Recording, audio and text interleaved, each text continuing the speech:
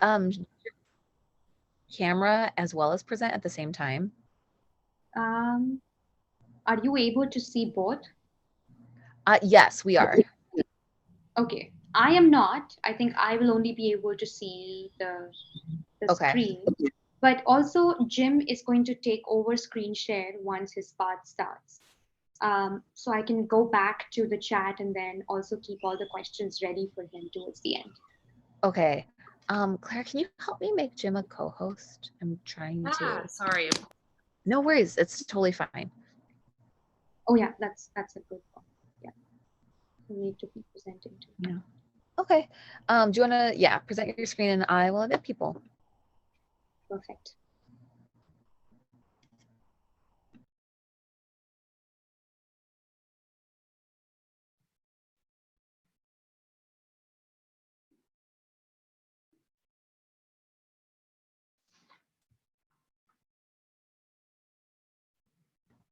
Hey y'all, welcome.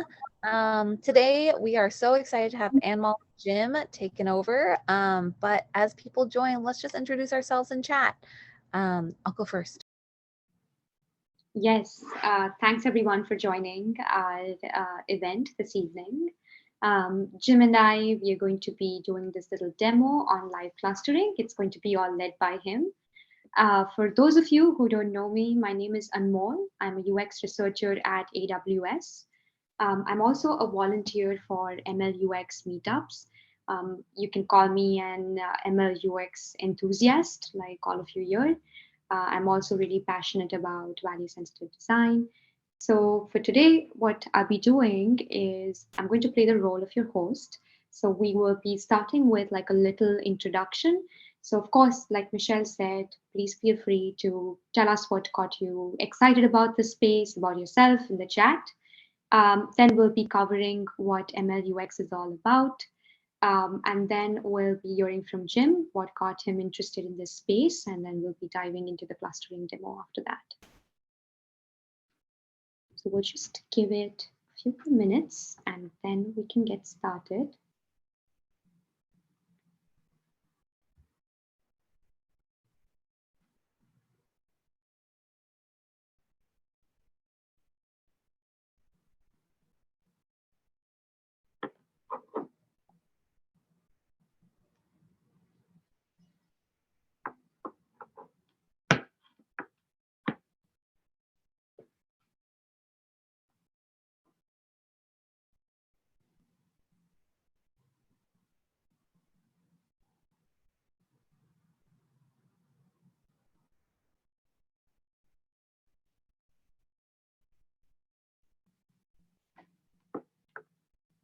Okay, so let's get started in a minute. But yeah, I look forward to reading where all of you are coming from in the chat and also what brings you to MLUX.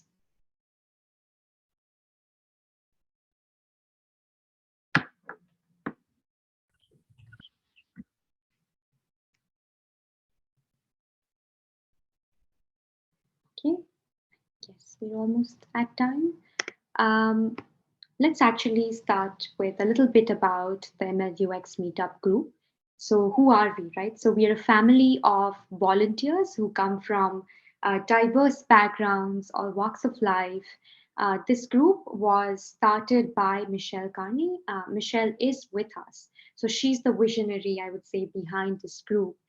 She started these discussions on MLUX, brought all of us together. Like I said, we are a mixed bag. So we are PMs, prototypers, engineers, researchers, designers, students who are all really excited about this, evolving space of ML/UX. So, what is machine learning UX, right? Like, how do we, as this little family, define ML/UX?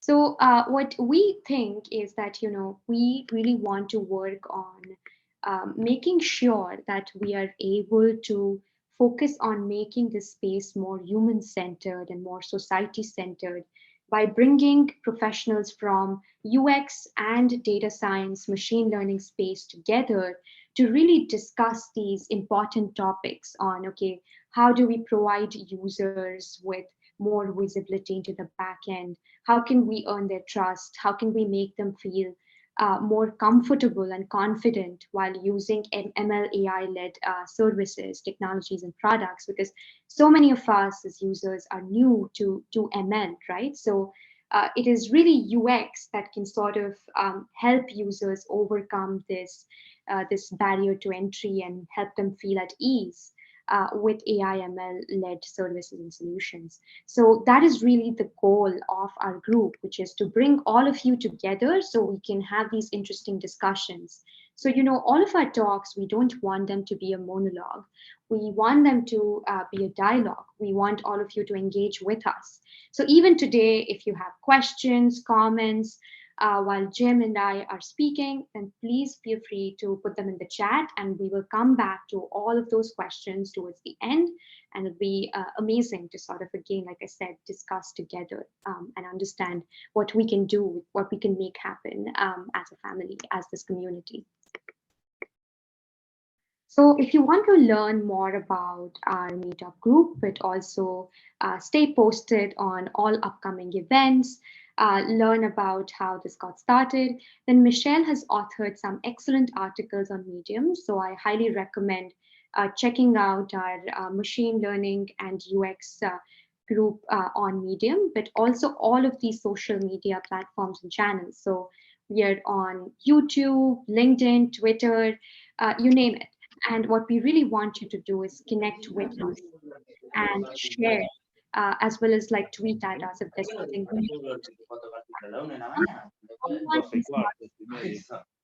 I'm not. Okay. So yeah, like I was saying, just even today, if you really find something super interesting and would like to share, please tweet at us. We are at MLUX Meetup. That would be amazing. We, again, like I said before, we want to engage with everyone and all of you to ensure that we keep the discussions rolling. So we really want to, again, encourage all of you to write to us if you, again, want to volunteer for these events or speak on any interesting topics that fall in the space of MLUX. Also, if you want to sponsor, please write to us at humans@mluxsf.com. So last time we requested you to complete this survey. Now our goal behind this survey was really to get to know all of you, right? Like who are all of you as people? What brings you to MLUX?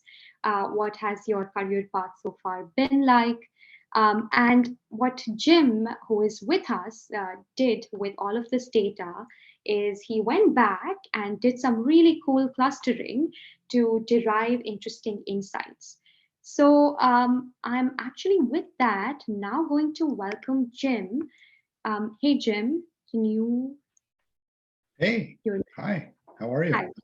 It's funny because I can't see you. Well, that's the sad of Zoom, but yes, thank you for joining us this evening, and we're really excited to learn from you as to how did you go about using this data and clustering.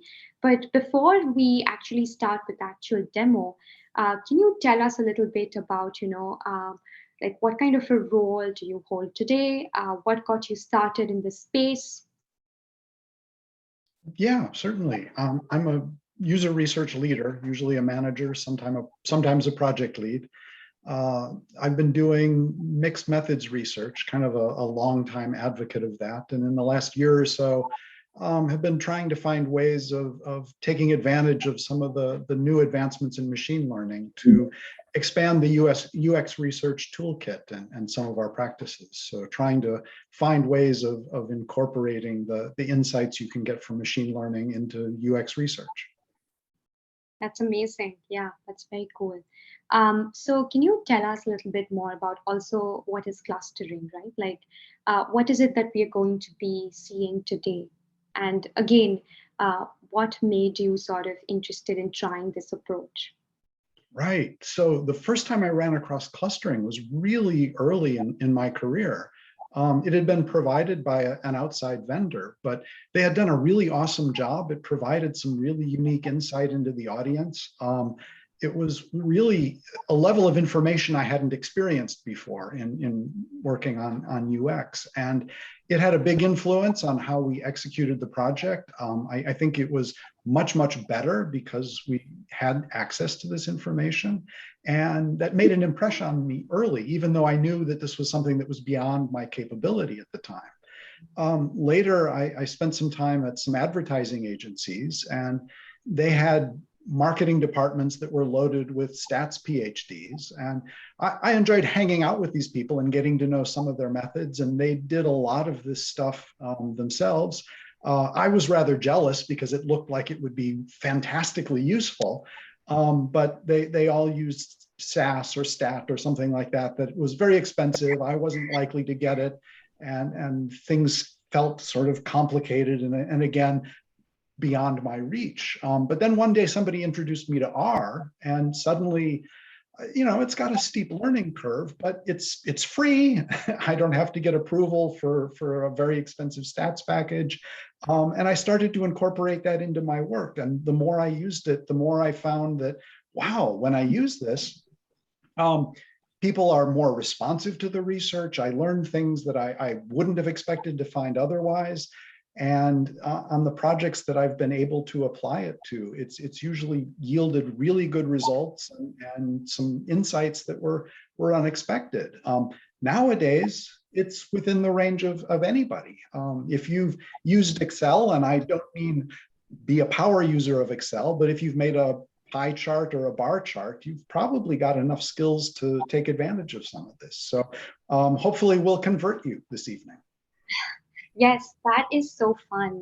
To be honest, I'm just like personally super excited to learn from you and this process walkthrough. So without further ado, I'm going to hand it over to you so you can start presenting and show us your demo. Okay. And there's a limit to how far we can get into this tonight. It would be really wonderful to do a full day workshop or something where we go into all of these things in great depth. But one of the things I want to convey tonight is that it's not that hard to do. And we go ahead and get started sharing the screen.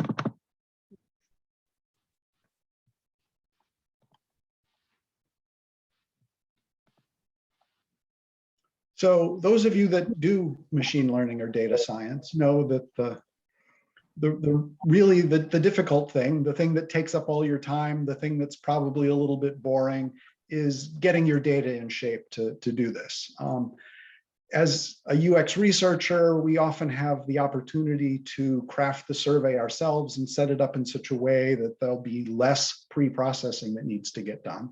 But usually there's always at least a few steps. And our survey that we did last week is a case in point. So there's a number of Likert scale questions, and you can see a short little snippet of our data there. We need to convert those into numbers so they're easier to process in the machine. So pretty straightforward. We take strongly agrees and make them 5s. We take strongly disagrees, turn those into 1s. Neither agree or disagree become 3s. It's all much easier to do computation with. Generally, I do a short Python code to do this. Not very hard to do, posted up on my GitHub if anybody ever wants to take a look. So pretty simple, but if you don't have any Python skills, this can be easily done within Excel, especially in a UX research capacity where you're not dealing with millions of pieces of data, but probably hundreds or thousands. So it's pretty easy to do this kind of conversion in Excel.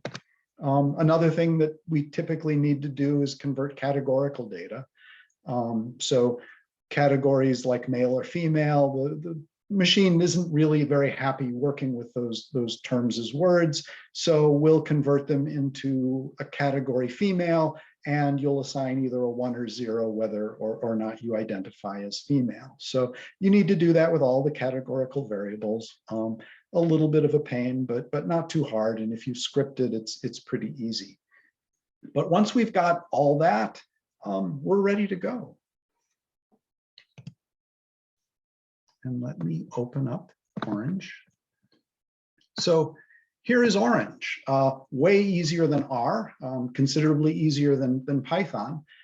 It's got a graphic user interface. It costs just as much. It's free. It's open source. So as soon as you're done here, Google Orange data mining and download it and give it a try. They have a number of different things that you can do with it, but we're going to start in the data column. So we'll take that CSV file with our survey on it. This one here. And there it is. You can see the rows and columns, short descriptions of what all the questions were. Here are all the different participants who answered and their answers. So we can see that the data looks pretty good. It's the right file. It's what we expected. It's open. And Orange is pretty easy to work with. You don't even have to look through this list to find the things you're looking for. You can just draw a little arrow and it'll give you a drop down of things that you're probably most likely wanting to do next. So we did some pre-processing ahead of time, but a little bit more will help here. And Orange has some pretty straightforward pre-processing functions. The most important thing to do right now is to normalize it, and normalizing it in Orange is really a quick one step. The reason you want to normalize it is one of you guys read 100 books last year. So that column of data goes up to 100. As you saw, our categorical columns are either ones or zeros. And then we've got some other things like hours of sleep. We've got our Likert scale that goes 1 to 5. If I throw all those in as it is, we're really just going to segment on books because that was the column that went to 100. So we want to take all the data columns and put them in a range from 0 to 1. And then I threw this in to impute any missing values. I already know there aren't any, but just in case we had an accident, I'll go ahead and leave that in. So let's just take a quick peek and make sure everything went well. Looks like all the values here are between 0 and 1. Nothing broke, everyth's good. We've got all our rows, we've got all our columns. We're ready to go. So now we'll do the k-means, and I want to make sure that all the data, not just part of the data, goes. So k-means, what is that? It's a statistical way of making groupings out of a large data set. So when we look at this data table, we've got all these features, and I think the number is in the 80s. I think there's about 84 of these different categories or columns of data. And remember back from geometry when you had an x-axis and a y-axis, there's a nice two-dimensional graph and you can plot things on this two-dimensional graph. Well, what we're doing here is plotting things on an 84-dimensional graph where each one of these columns gets a dimension. And while this is really, really hard for us to visualize and kind of hard for us to by hand try to figure out how these things group, it's not very hard for the machine. It's just another column for the machine. So it's very easy for it to calculate distances in this 84-dimensional space and find out how close each of us are to each other. And in doing that, it'll create some groups. The K is sort of means cluster. You need to pick the number of clusters you want to work with. This can be a little bit complicated because you have to figure that out. People write a lot to say, hey, how am I going to pick my right amount of clusters? Some people say, oh, we'll use the elbow chart. Other people will use silhouette scores, which is this number here that gives you some sense as to how tightly formed the clusters are and how much differentiation it is between the two of them. We'll do something that's a little bit simpler. We'll just draw a picture. So the easiest way to do that is to do something called principal component analysis. It basically takes that 84-dimensional space and takes a nice two-dimensional slice through it that most represents and most separates the different clusters. And what that looks like is this. So here is a principal component chart of the two clusters that we've got going right now. And you can see they separate pretty well. And again, these are principal components, so they don't line up really well with any particular column in our data. It's kind of a combination of several columns. But it gives us a nice sort of way of looking at the data and understanding it and making some decisions about it. So I'll come back to our K and say, what happens if we do 3 clusters? And you can see that they're still somewhat separated. You've got a green, a red, and a blue, although the blue kind of bleeds over and the green kind of finds its way in some weird places. So not a great solution, but not terribly bad. We'll take a look at what happens with 4 clusters. Now, this is really good. The greens are all located down at the bottom left, blues are over to the right, reds are up toward the top and a little bit to the left, and oranges are kind of here on the left in the middle. And there's good separation. They kind of form good coherent groups. This looks like it might be a good solution. For doing UX research, you may want a few more clusters. You may want to separate people into more groups, but this looks like it might be a plausible. We take a look at 5. Yeah, it's getting kind of messy again. There's a lot of overlap between the yellows and the oranges. The reds are sort of all over the place. Take a look at 6 real quick. It's a little bit better, but still a lot of things bleeding over, and you've got this purple cluster that only seems to have a handful of values. So from our small data set, I think 4 is probably the way to go. We've got good separation. The clusters seem coherent. They hold together. So oftentimes the way to pick that is based on what your need will be when you're doing research. A lot of times think of these clusters as personas. And if in your work you need 6 personas, go with 6. Don't really rely on the numbers. Rely on the kind of thing you need. In my UX research, I've usually ended up somewhere in the 4 to 8 range. When we get beyond 8, it becomes a little bit too hard for people to remember, and the separations aren't as clear. You get down below 4, and it's often not enough to really provide any value. But the neat thing is you can do it over again. One time we did this and came up with 3, and then revised it later to 7 when we needed more granular information. So moving back into our application here, we've decided on 4 clusters. And all we need to do is save the data.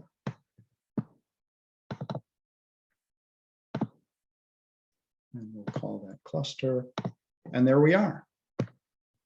So we've done it. We've created a set of clusters. It was much easier than you've ever seen before. Didn't require any math. Didn't require a lot of complex programming. Really simple and straightforward. Of course, that's not the end. The more interesting and challenging part comes up next when you need to interpret the clusters. So let's move back to our presentation here. Hey, Jim. So we have some questions coming through the chat. Excellent. I can't see them, but perhaps you can help me. Yes. So the first question comes from Michelle. She asks if you can explain what are principal components.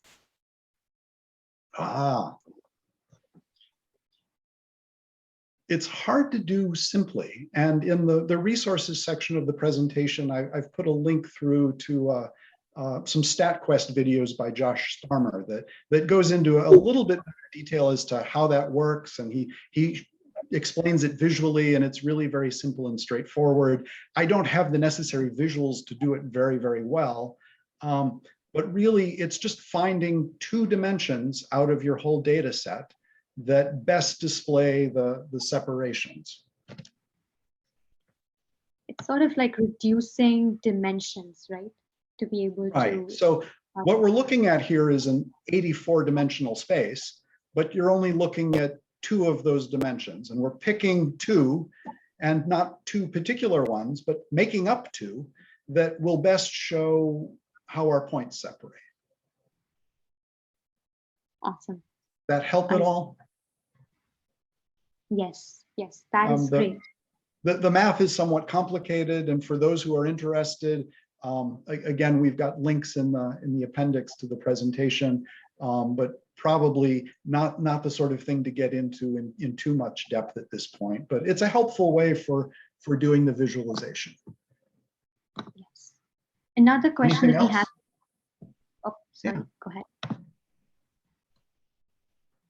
No, I was just going to say another question that we have here. Also, people seem to be loving this. They love how simple to use this is. But another question is around, is it possible to add other data? So how does the visualization change if you say add data during the process? Do you need to create another chart, or will this one sort of adapt? It depends on how you're adding the data. So we've done some pre-processing to make sure everything is in a numerical format that's easy to read and understand. One could go back and add additional columns as long as they're as long and line up with the people that were involved. So I think there were some columns in this survey that I left out. We could go back in, add those into the thing, and rerun the segmentation. And as you saw it only took me a couple of seconds. So it's not a complex procedure. It's not going to take all day. I would basically just rearrange the original spreadsheet that we're loading into it and then run it through that same system again. And again, doesn't take very long. It's really only a few seconds. And especially as you get used to it, you can do this over and over again. Nice. Okay.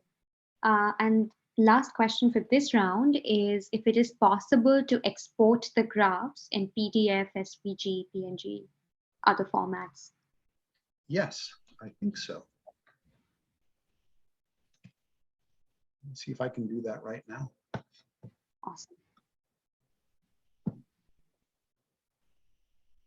Oh, I think this is it. Yeah, there it is, PNG. So it'll export right as a graphic. So yeah, there's a lot in here. It'll take you a little bit of time to figure it all out.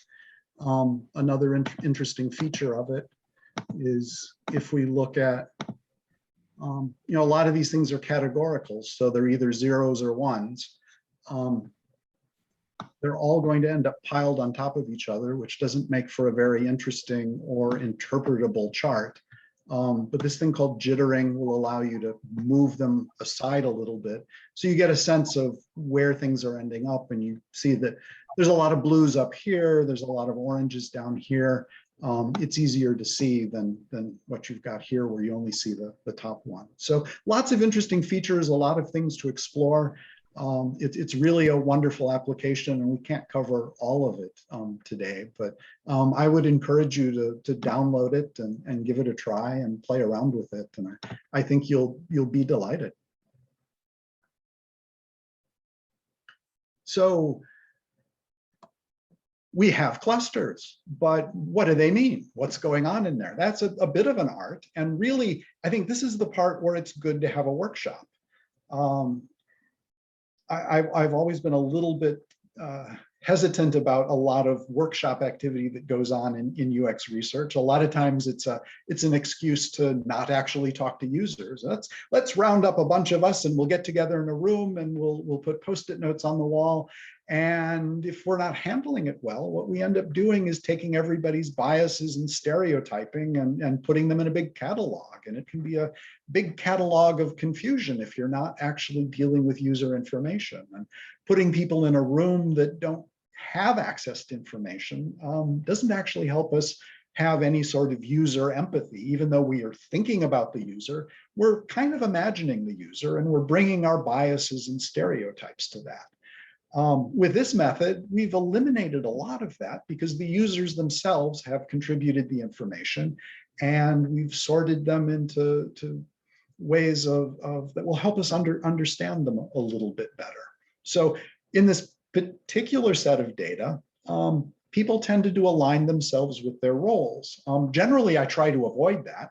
What we want to do is think about how are people's attitudes or mental models or behaviors different from each other. We want to avoid things like demographics and job roles. But in this case, it kind of makes sense. And I wouldn't think of these as job roles quite so much as mental models for approaching our work. So there's a data science orientation toward thinking about these things, an engineering approach, a design mentality around thinking about these things. And somebody with a research role could end up in the design segment, or somebody with a design background may end up in an engineering segment because they've got that sort of mindset and approach. And you'll notice here that in our group, more than a third of us have a research mentality. About a quarter are in the data science mentality, another quarter use the design approach, engineering a little bit less. And as often happens when you do groups like this, that largest group, in this case, the researchers, will influence a lot of things that we see. So if we take a look at, for example, what's happening with programming languages.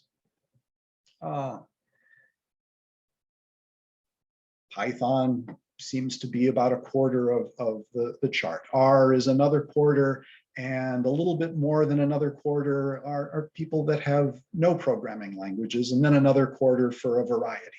And if we take our data set and run our usual pie chart, we'll get something that looks like this. And you can make some conclusions and get an understanding of our group, the people that are participating in this organization, from this chart. And it's beneficial and it's helpful.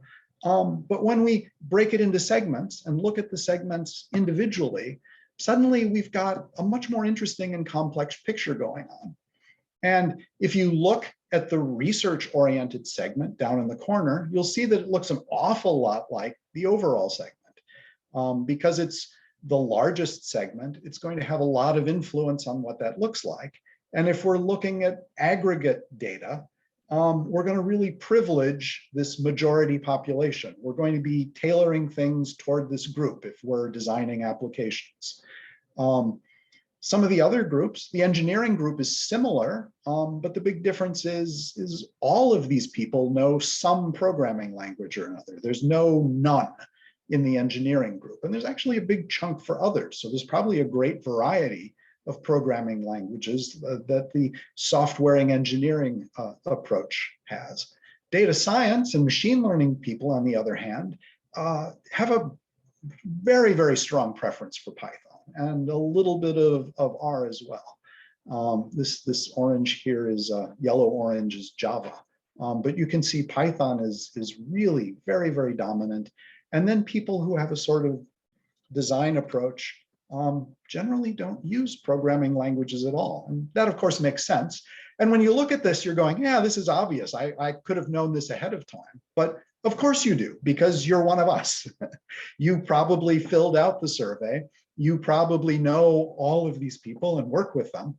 So you're really intimately familiar with things about them. But if this were a group of people that you didn't work with and didn't talk to every day, these insights would actually be pretty astounding and amazing, because they wouldn't be things that you would suspect. And they wouldn't be things that you would see if you looked at this overall chart of all the data thrown together. So I think you can start to see how some of these differences come out. You get a sense of, I've got different kinds of ways that people are thinking about things, different ways people are doing things. You start to put together a picture of these differences. And when you use that as a basis for decisions that you're making on projects or research that's helping you to discover and understand your audience, these differences will be very, very meaningful and very helpful. Another example is, we had a question about how many books do you read? And if we think of the group as a whole, well, we read about a book a month. We do about 12 a year. So that's a good amount of reading, and a good sort of standard thing to call attention to. But you'll find, if you look at clustering, nobody read 12 books a year. All these clusters are very, very different from each other. And Another interesting thing is we tend to associate reading with literacy and intelligence and education. And you might, in a sort of cursory glance, say, the machine learning data science guys are the most educated, intelligent, and the software engineers they're not very smart because they only read about 3 books a year. Well, clearly that's wrong. Definitely the wrong conclusion. I know a lot of you people, and you're all extremely intelligent. We've got a lot of advanced degrees in the group. Clearly, this isn't about education and intelligence. What else might be going on here? And if you think about it a little bit, you end up forming hypotheses and start to think about other directions and other kinds of things that might be going on here.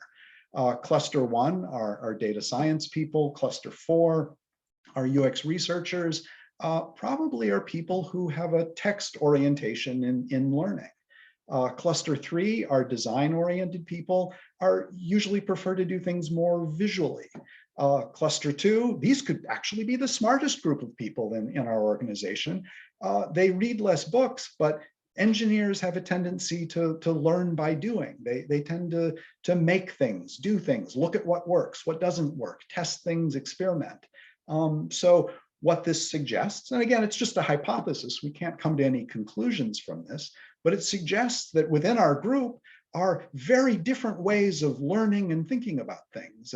And one of the great things about starting with a cluster analysis and then moving to some sort of contextual inquiry or other kind of qualitative research, you get a chance to kind of fill in those gaps and answer those questions.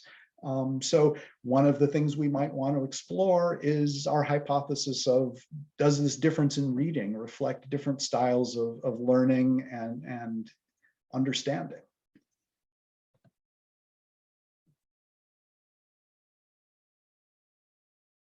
So Anmol. Yes. So we also have a few questions again in the chat. So we have this question from Zanel, I hope I am pronouncing your name correctly, about what was it like for you to learn this tool, right? Like, was it easy, difficult? How was that learning experience like? The orange tool, I'm assuming? That's right. Yeah, it was actually extremely easy. Of course, I had gone through the long, difficult pathway of starting with R and then moving to Python. And really, I wasn't looking for a tool. I was really looking for ways of making visualizations that would make interpretation easy. And one of the things that came up was a visualization in Orange. And so I was like, okay, let me figure out how to make this visualization in Orange. And then I realized, wow, this tool is super easy to use. It took me just a few minutes to learn. I mean, I've got a little bit of a background. I understand the steps, but the tool made things so simple and so fast that I've kind of switched my workflow over to doing as much as I can in Orange. Because it's very easy. It only takes a few minutes. For me to even take a pre-programmed Python script and convert it to work with a particular data set would probably take an hour at least, a few hours if it's complicated. And then to do the PCA and charting may take some extra time, whereas this took just seconds. I mean, you saw me do this. This really took almost no time at all, which means you can do this on all kinds of projects. This isn't something that you need, a big budget, a lot of time, a lot of people working with you. This is something that you can use really to just kind of be exploratory. Throw it in, take a look, see if anything interesting comes out. I often use this as kind of a double check. If I'm working with a set of data and, I'm making my pie chart, my aggregated pie charts, I may just run it through a segmentation to see if perhaps there are different points of view or different streams that are being underrepresented. And that's one of the great, is it helps to kind of steer away from bias and these underrepresented points of view. It helps bring out these minority points of view, which end up getting lost in aggregated information. So I'm happy that this tool is so simple because we can use it more often. That's great. And then we also have this other question from Pratiti. So it sort of is the same as our question 3 on that slide that you were presenting. But it sort of goes back to, what kind of use cases or scenarios is this kind of an approach ideal for, um, from your experience with clustering?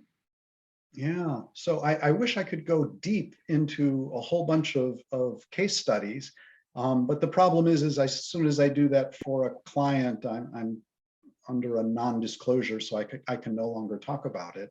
But some of the things that happen, I mean, a few weeks ago, I was working with a set of data, and people had the data for a while, had created some aggregate charts, and nobody felt terribly inspired by it. It was one of those things where, oh yeah, we did the data part, but now let's move on to the next stuff. And they needed to make another presentation from it. So we went back, took a look at it, ran some clustering through, and suddenly everybody's ears started perking up and everybody kept going, wow, this is really interesting. This shows something different going on here that I hadn't seen before. One of the neat things about clustering is it takes a quantitative method, which is usually focused on particular kinds of problems like evaluating A/B testing, and moves it into a more qualitative space. We're not just saying which design works better, or do you like the red button or the blue button? We're learning about how people think and what kinds of ways they behave and ways they approach and think about problems. It's a quantitative method, but the results you get out of it are somewhat more qualitative. And so I would recommend this as, if you've got some data or you have the opportunity to run surveys, use this as the beginning of a discovery. Use this as one of the first or second UX methodologies you use at the start of a project, because you get a really fascinating understanding of the people you're working with. Amazing. Yeah. There's also this other question, which is really interesting. Also, there's a lot of discussion in the chat on this point that you brought up, which is trying to remove stereotypes and biases, right? Using approaches like clustering. Can you actually tell us a bit more about that before we move ahead with the questions? Right. So I'd mentioned a little bit about sometimes in workshops, everybody kind of brings their biases in. And a lot of times, even when you're working with aggregate data, the dominant part of the group ends up being dominant in the data. You really only look at what their answers are because that's the thing that comes to the surface. By clustering, you're able to look at smaller groups individually and look at the things that they might prefer or the ways that they might act. And by doing this, you're able to pull those points of view up, give them a little bit more voice. A lot of times these people will be minorities, or at least minority point of view. You're able to give them a little bit more room and breathing space and give that point of view higher position in your research. It's hard to do that in straight qualitative research because it's difficult to get the same kind of numbers where you're able to get a good deep understanding of a smaller population. You'll end up having to have hundreds of conversations. And by that point, you've accumulated so much data that it's really hard to sort of mentally process.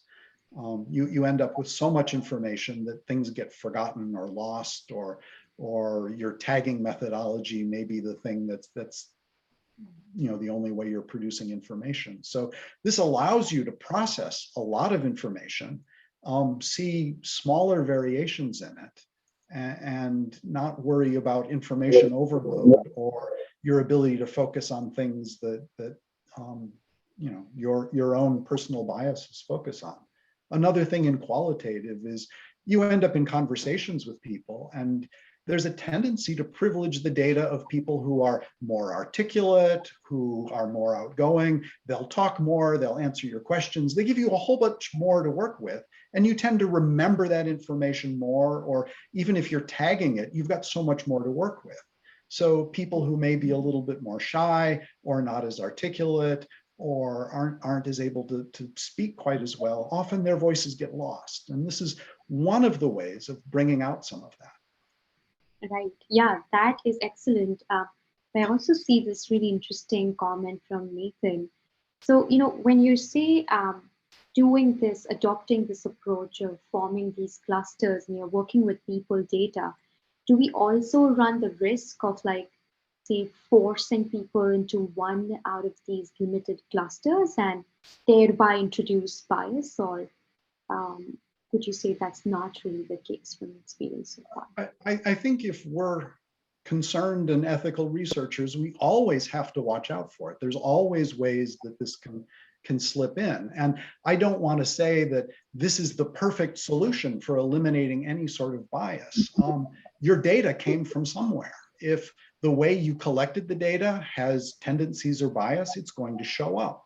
If the way you wrote your survey includes bias, that's going to show up in the information. So it's not an easy thing to get rid of at all. I don't want to just say this is the pat solution and it solves everything. It just is an arrow in your quiver in moving in that direction. We still have to be careful about how we write our surveys. We still have to be careful about where we're getting our data and what's in the data. You always have to be careful and look. This is just one way of helping and working that way. And while I'm a big fan of clustering, it's not a replacement for all your research methodologies. It's a new thing. It's easy to do now, and it's easy to add to your list of things. But I don't think it's, if you came into a project and just did clustering, I don't think that's going to provide you with all the answers. We saw when we looked at some of the examples from our own survey, it was really interesting at bringing up some questions, and to follow those up with more qualitative interviews or do other kinds of behavioral or data-based research. Really, it's a nice way in an iterative research framework of getting yourself off to a good start, but also generating a lot of other interesting questions that you may not have come up with any other way. Right. Yeah, that totally makes sense. So, as say, almost like as alternatives to clustering, are there other approaches that are similar in nature, but you also sort of tend to go to or experiment with? There are lots of things, and standard machine learning tends to be focused on supervised learning, which is basically regression. It's how do we plot trend lines within data. It's a fairly standard approach to research, and if you're working in Excel and you're trying to analyze data, you're often looking for regression lines. The neat thing about machine learning is it allows you to branch out and work in really far more dimensions. In Excel, you're really having a hard time if you're working with more than 2 dimensions. But if you use a machine learning application, you're able to work with a lot more information, see the trends with much more complex information. If you move on to neural networks can be kind of like a regression on steroids. You're able to create very intricate curves, and sometimes they become too intricate. But yeah, there's lots of different ways of applying machine learning in UX research. Some of them are fairly standard, like I think clustering is something we can do all the time. You could probably apply it to most projects. Using a neural network to find a regression curve, I've never done that. I've done it in practice, but I've never done it on a project. It would probably require a really unique and special project for that to be worth the amount of time to train and use a curve like that. But really, there's a lot of methods of machine learning. There's more and more every day. There's even a number of different ways of doing clustering. We had talked a little bit about maybe doing a hierarchical cluster analysis, which is a completely other way of sorting and visualizing this information. It's very easy to do, and I'd recommend between k-means and hierarchical cluster analysis, really learn both of those, because those are easy to apply, easy to learn, easy to interpret. There's other stuff like DB scan that really only applies in strange cases, and you're probably never going to run across it in UX research. Right. Yeah, that is super interesting, right? So it seems like you've really gained experience using a variety of these different approaches and processes. So when you started out, were there any, like, how do you educate yourself on which method to pick based on the scenario on hand? It's an awesome question, and there's probably not a great answer to it. I started with k-means because it was what I had heard of. It's what the statisticians I knew used. And really, that was my go-to thing for probably years. As more tools became available to me, I started looking at some of the others. Hierarchical cluster analysis really has some nice visualizations that allow you to make some interesting decisions. I continued to read and learn about some of the other ones, but really, it's kind of just reading up and learning and looking at what other people are doing. A lot of times the things that people in machine learning and data science are doing, really, I can't find a good application for them in UX research. It's far beyond the kinds of data sets that we're working with. We're working with much smaller data sets. So there are a lot of things that they're doing that I don't use, but keeping your eyes open, talking to people.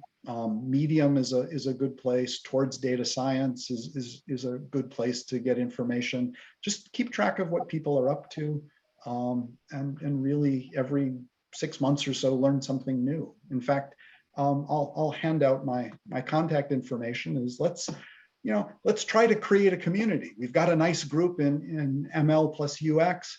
Go ahead and hit me up on LinkedIn. I'll continue to post about these things.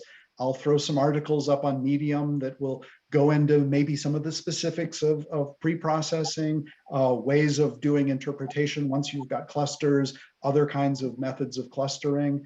And I've got this GitHub where I'm very happy to go ahead and throw up Jupyter notebooks and Python code for the people who want to take a peek at that. And again, you don't have to be an awesome Python programmer. It's a fairly simple language.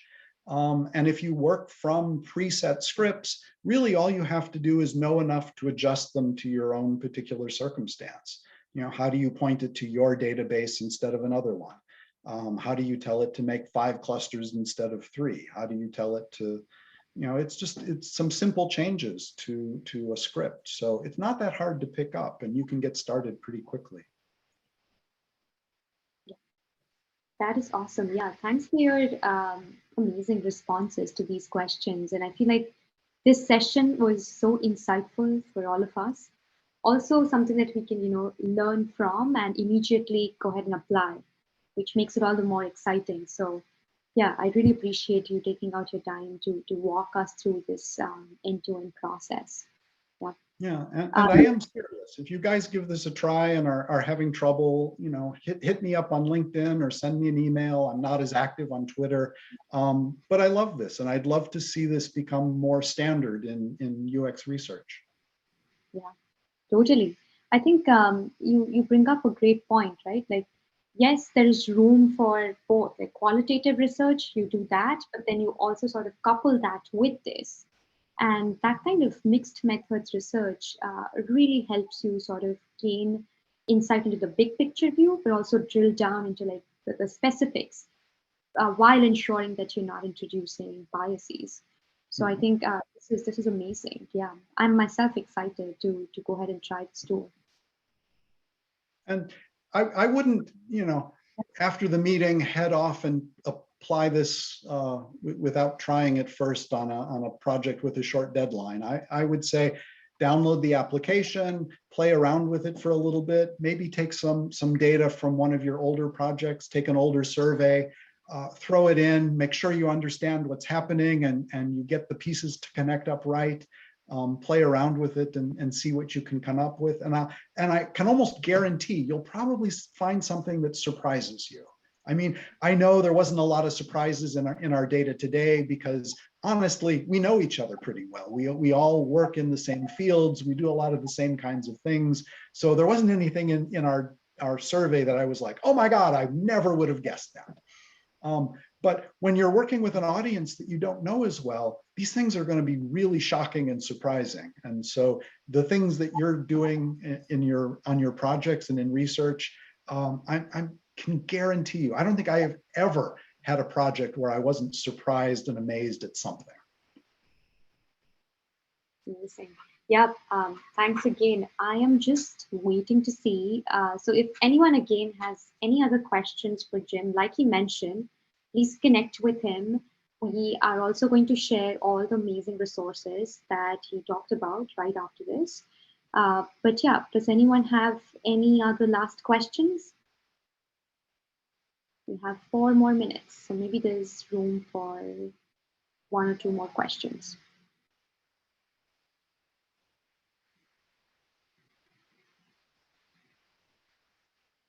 So while we're waiting, I'll talk a little bit about demographics. A lot of times when you do this, you're tempted to pull from the demographic information. And I would encourage you to leave that aside, because when you look at demographics, we're starting to bring in stereotypes. When you talk about somebody's, this is their average income, this is their, they're 35% male and 65% women. They tend to live in rural areas. All of these things tend to bring up bias and stereotype. And I would encourage you as much as possible to leave that stuff out. Try to focus on behaviors and attitudes and these other things. You'll find that those have a much bigger impact on your project, and it helps you to avoid bringing in stereotypes and bias. And which is another reason to use something like this instead of a persona template, say. Your persona template already has boxes for you to fill in. It presumes that this information is going to be valuable. Have you ever filled in a persona template and everybody sounded exactly the same? Because what you're looking at are not the things that make people different and unique. They're just things that somebody had put in a template before. This approach has a tendency to say, hey, this particular data point is something that creates a significant difference between your audiences. Yeah, I couldn't agree more. Yeah, that's really smart advice. I agree with Karen. Okay, so I think we're at time, but again, Jim, thanks so much. This was so insightful. And yeah, I myself look forward to keeping in touch with you and to continue learning from you. This is amazing. I love all the resources, and I'm going to again reach out to you pretty soon with a lot more questions. So yeah, you hear from me and a lot of us. Awesome. And if there's enough interest, we could maybe put together a larger workshop where we can go into this in detail, make sure people understand all the steps, understand the details of pre-processing, the different kinds of clustering methods, all of that sort of thing. So if there's interested, I'd be very happy to put on a much larger workshop. For sure. That again sounds like an amazing idea. We should definitely do something like that. But yeah, thanks again, everyone, for joining. Again, we really appreciate all of these amazing comments, questions. This is exactly what we wanted. Like I mentioned initially, this is a community where we welcome and want to initiate discussions around these topics and learn together, right? As we try to make sense of this ever-evolving MLUX space. So again, like I said, please follow us and connect with us on using all our social media platform channels as well. And we look forward to hearing from you and seeing you again in an upcoming event.